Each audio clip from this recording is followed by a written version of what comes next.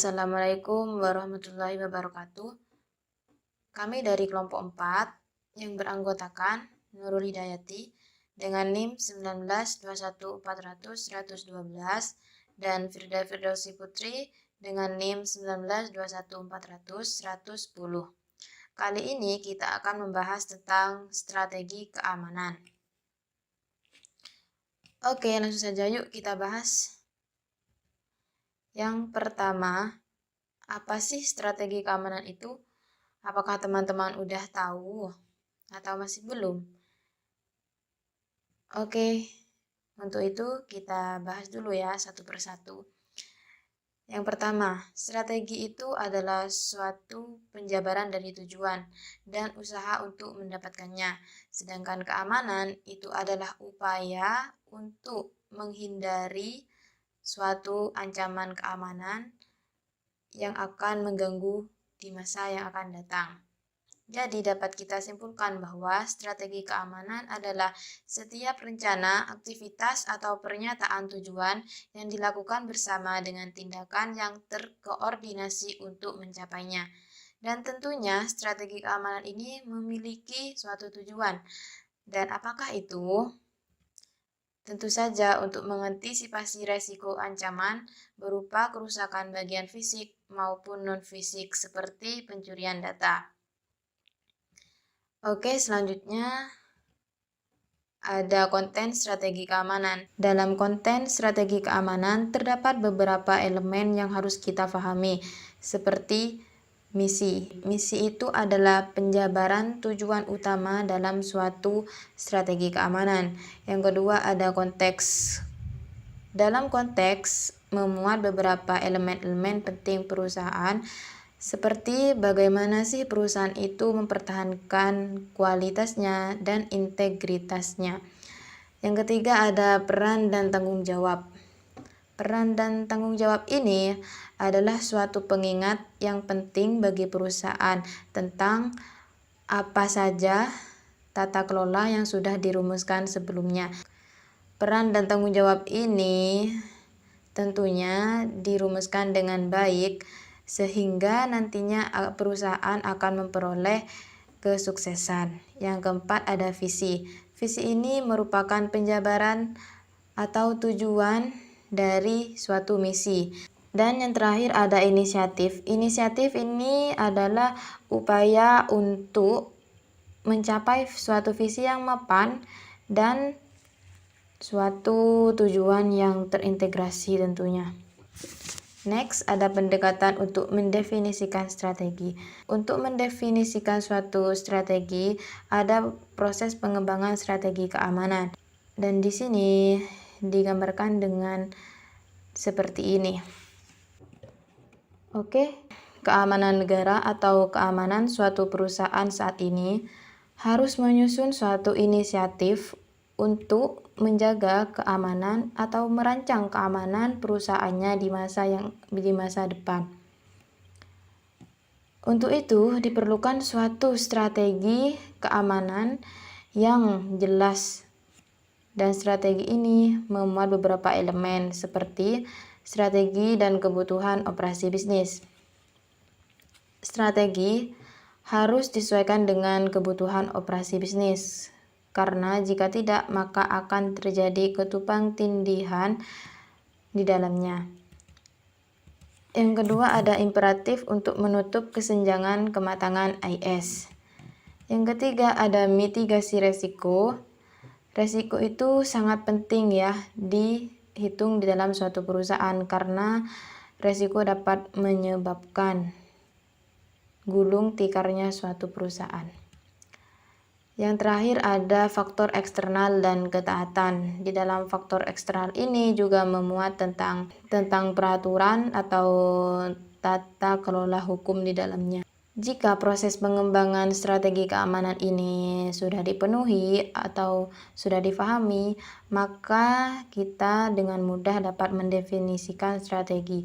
Yang langkah-langkahnya, pertama, tetapkan apa yang dapat dilakukan SI untuk mendukung strategi bisnis atau perubahan dengan lebih baik.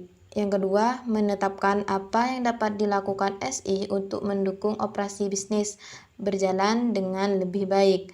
Yang ketiga, tentukan visi dan inisiatif SI untuk meningkatkan efektivitas SI secara keseluruhan.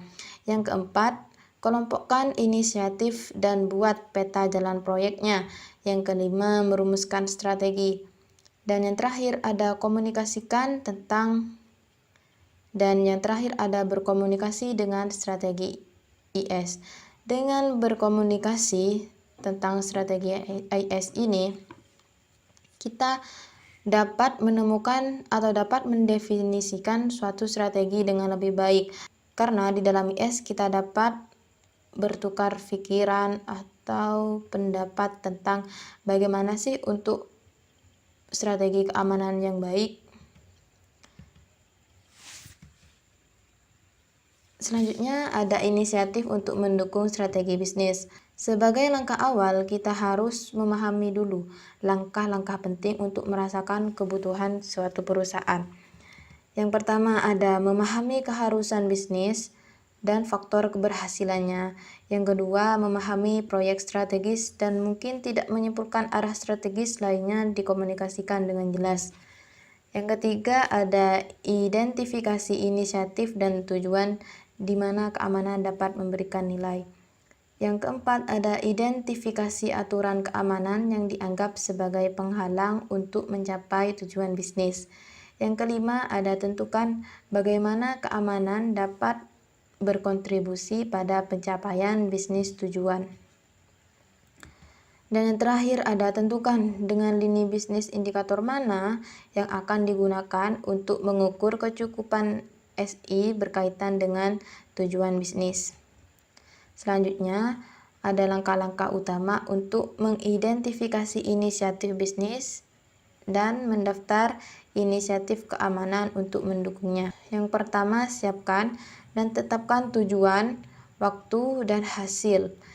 Yang kedua, menyusun kuesioner yang memungkinkan inisiatif bisnis strategis untuk diidentifikasi bersama dengan inisiatif keamanan yang dapat membantu. Yang ketiga, memetakan inisiatif bisnis strategis. Yang keempat, mengadakan pertemuan dengan perwakilan unit bisnis untuk memperjelas inisiatif strategis mereka. Nah, ini sangat penting ya teman-teman.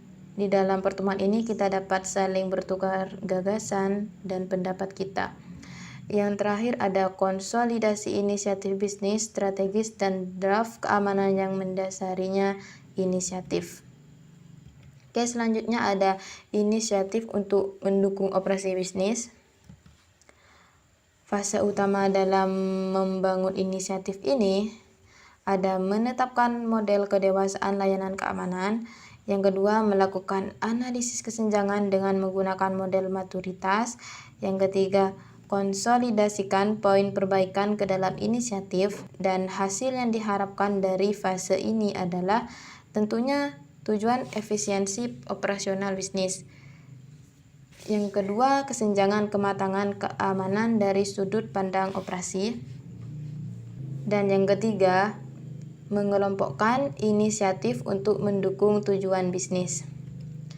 Next, menetapkan model kematangan layanan keamanan. Nah, untuk menetapkan model kematangan layanan keamanan, suatu timbal balik antar perusahaan atau SI sangat dibutuhkan dalam suatu perusahaan karena di dalamnya kita dapat mengetahui seberapa besar sih kepuasan pengguna terhadap produk atau layanan kita. Nah, untuk itu di sini kami menyediakan dua option.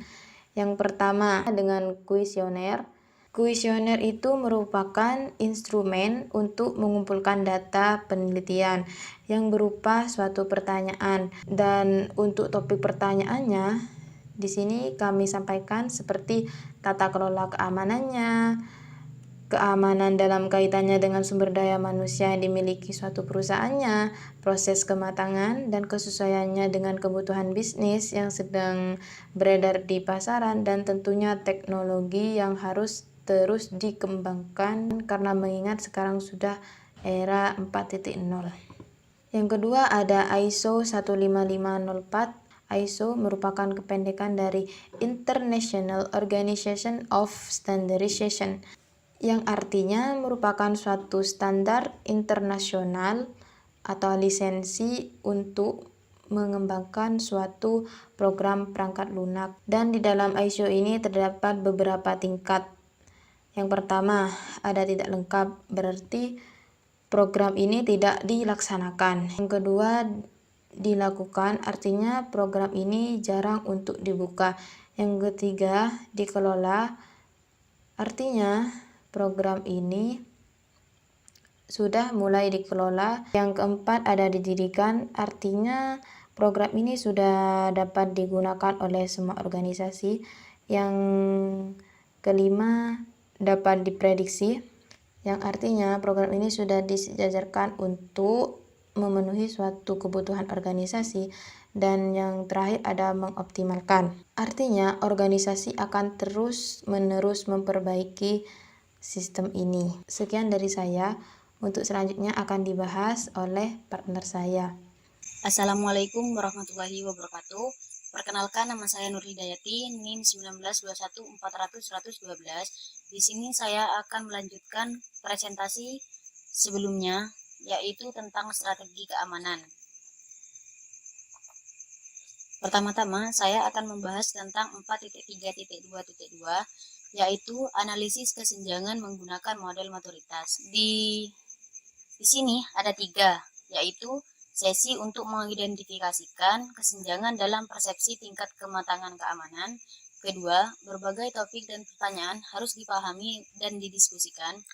Ketiga, unit bisnis harus memahami bahwa latihan ini dimaksudkan untuk memberikan informasi yang relevan untuk menguraikan atau meninjau strategi keamanan.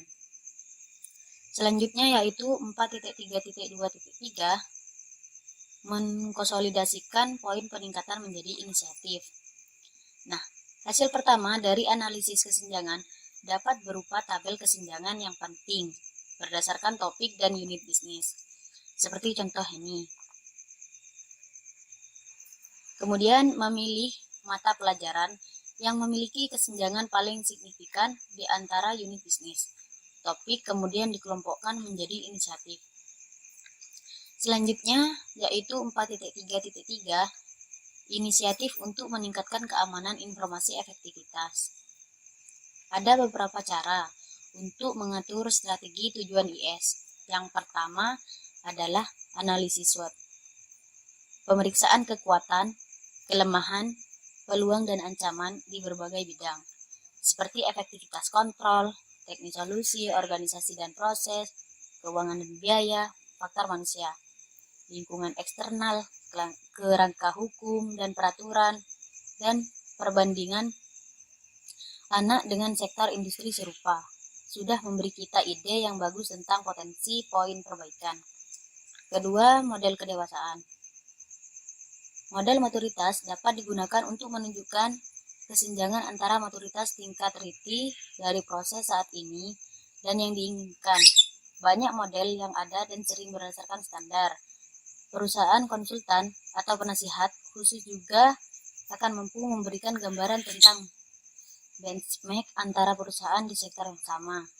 Ketiga, temuan audit. Rekomendasi audit adalah pendorong dan pembenaran yang penting untuk inisiatif keamanan baru.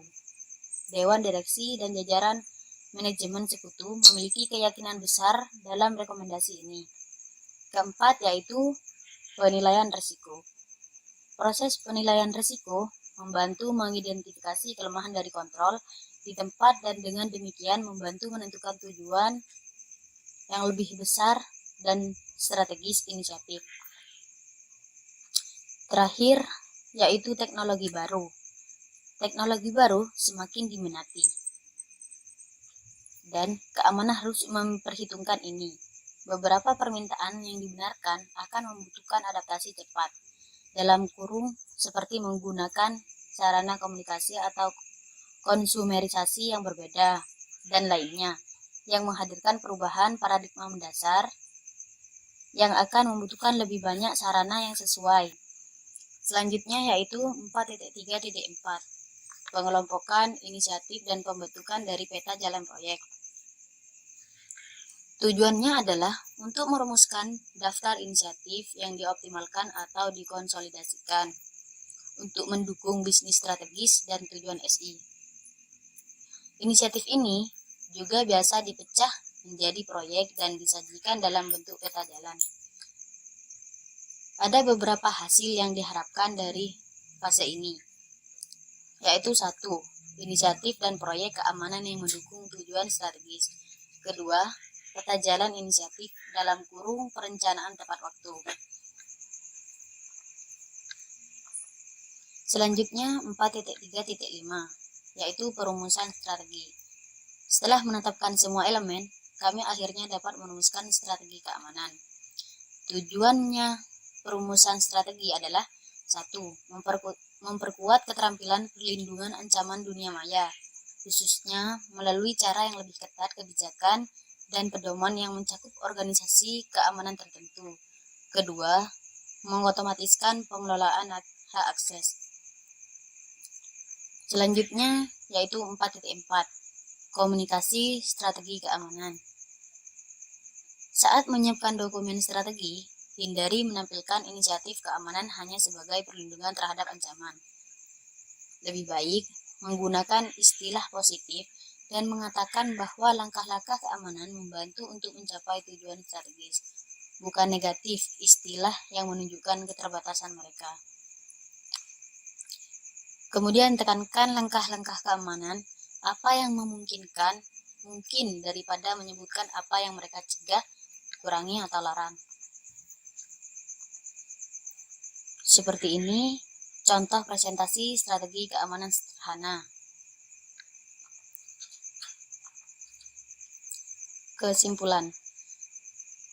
Kesimpulannya adalah menetapkan strategi keamanan perusahaan formal adalah sangat penting dalam pemerintahan keamanan. Langkah ini tidak boleh diremehkan karena mempengaruhi proses keamanan, organisasi, aktivitas, dan kontrol yang akan diterapkan.